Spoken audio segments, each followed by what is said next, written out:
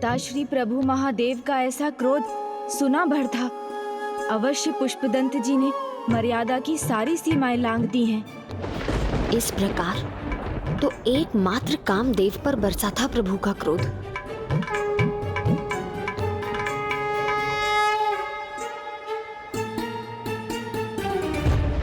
दया कीजिए प्रभु, दया कीजिए, क्षमा कर दीजिए। घोर पाप हुआ है उनसे, मैं जानती हूँ। क्षमा योग्य नहीं है वो, किंतु प्रथम भूल थी उनकी। इसलिए हे दया निधान, क्षमा कर दीजिए उन्हें। आगे से ऐसी भूल कभी नहीं होगी। क्षमा कर दीजिए प्रभु, क्षमा कर दीजिए, क्षमा कर दीजिए, क्षमा कर दीजिए।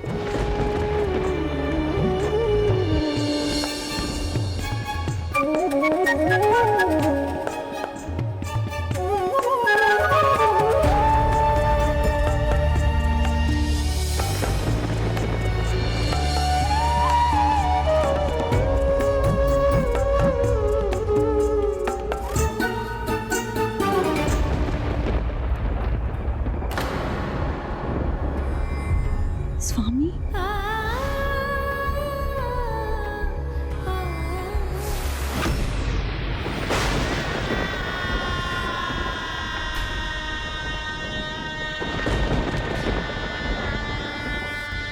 स्वामी, आपका निश्चल निर्मल स्वभाव सबकी हंसी और प्रसन्नता का कारण था।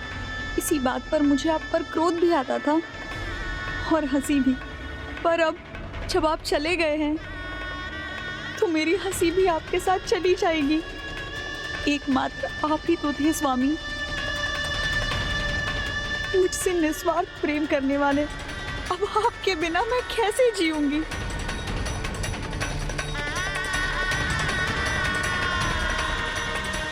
भृंगी जी, तोता जी, भृंगी जी सुनिए ना, रुक जाइए। आप तो उन्हें जानते थे ना, ऐसा घोर पाप वो सामान्य स्थिति में कर सकते थे क्या? नहीं ना। अब बोलिए ना प्रभु से कि उन्हें क्षमा कर दें, मेरे स्वामी को क्षमा कर दें, कहिए ना। देवी, मैं जानता भी हूँ और समझता भी हूँ, किंतु प्रभु क्रोधाग्नि के आगे मैं कुछ नहीं कर सकता। क्षमा करे देवी, महादेव के इस क्रोधित अवस्था में उनके सामने जाने का मैं साहस भी नहीं कर सकता, और कैलाश में कोई अन्य भी उनके क्रोध का सामना करने का साहस नहीं करेगा।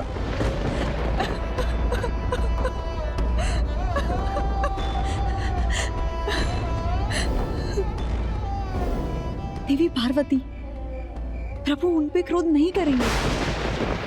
एकमात्र देवी पार्वती पर ही मेरी आस है, वही मेरी सहायता कर सकती हैं।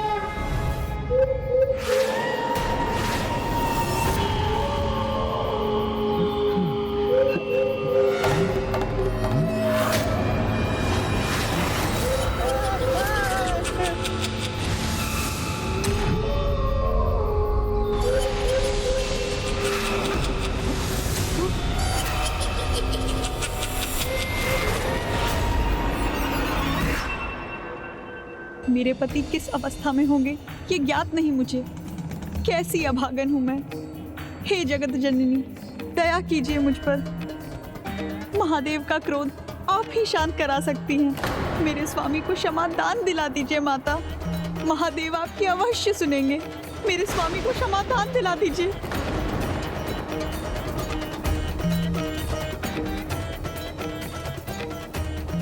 महादेव न तो दंड देते हैं और न ही क्षमा। वो तो केवल कर्मों का फल देते हैं, और कर्मों का फल तो व्यक्ति के स्वयं के हाथों में होता है। तो इस कर्म की दोषी तो मैं हुई। न मैं उन पर श्रेष्ठता प्रमाणित करने का दबाव डालती और ना वो कुछ ऐसा करते।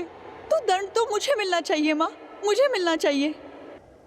सखी जया, व्यक्ति अपने कर्मों का स्वयं उत्तरदायी होता है, और जो पाप पुष्पदंत ने किया है उससे महादेव अत्यंत कुपित हैं, और ऐसे में यदि मैंने उनसे कुछ भी कहा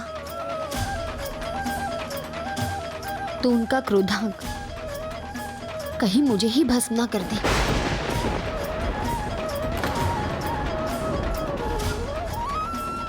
कहाँ जाए ये अभागन?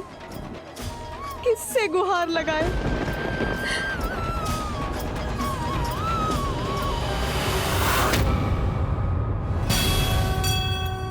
गणेश जी, मौसी, जिस प्रकार आज आपने अपना भोजन मुझे देकर अपना आनंद बांटा है, वैसे ही एक दिन मैं आपसे आपका दुख बांटूंगा। विघ्नहर्ता है वो। उन्होंने वचन दिया था मुझे, तो वो मेरे और मेरे स्वामी के विघ्न को भी अवश्य दूर करेंगे। वो उन्हें पिशाच रूप में नहीं रहने देंगे।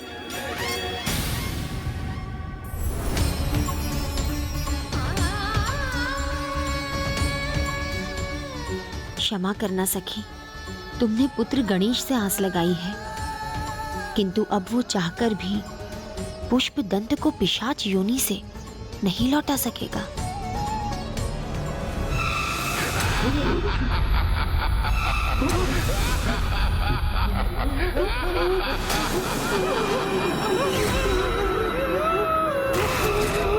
हे पार्वती नंदन, हे गणेश जी, कैलाश में मेरी गुहार सुनने को कोई तैयार नहीं है। अब आप ही मेरी अंतिम आस हैं।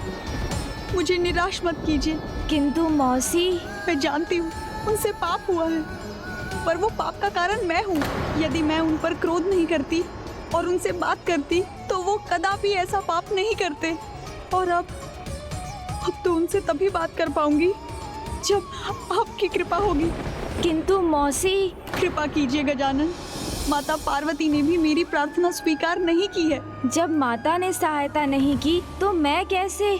संसार के विघ्नहर्ता हैं आप, फिर भी आपके मुख से ना सुन रही हूँ। नहीं नहीं विघ्नहर्ता, अपनी मौसी का विघ्न नहीं हरेंगे आप। आपने तो कहा था मौसी का अर्थ है मासी। क्या अपनी माँ की सहायता नहीं करेंगे आप? मेरे वश में होता तो मैं अवश्य सहायता करता, किंतु परंतु भी सहायता लेनी पड़ रही है आपको। गजानन, आपने मुझे वचन दिया था, याद है आपको, कि आप मेरे दुख में मेरी सहायता करेंगे। तो क्या आप अपना वचन नहीं निभाएंगे? मेरे कठिन समय में मेरा साथ नहीं देंगे? बोलिए गणेश जी, कुछ तो बोलिए। प्रभु, आपके लिए सब कुछ संभव है। या आप मेरे इस दुख को दूर कीजिए, अन्यथा मुझे मौसी कहना छोड़ दीजिए।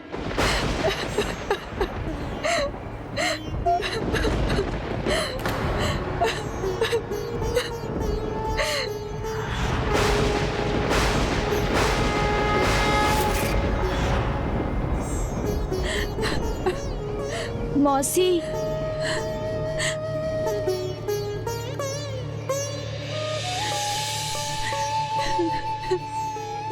चिंता मत कीजिए मौसी, पुत्र का वचन व्यर्थ नहीं होगा। कुछ भी हो जाए, मैं आपकी सहायता अवश्य करूंगा। पिता श्री प्रभु महादेव से स्वयं याचना करूंगा। आपकी पीड़ा बांटने का वचन दिया था मैंने, इसीलिए अब मैं एक और वचन देता हूँ। आपके पति पुष्पदंत जी को पिशाच योनि से अवश्य लौटा कर लाऊंगा। फिर भले ही इसके लिए मुझे पिताश्री के क्रोध का ही सामना क्यों ना करना पड़े।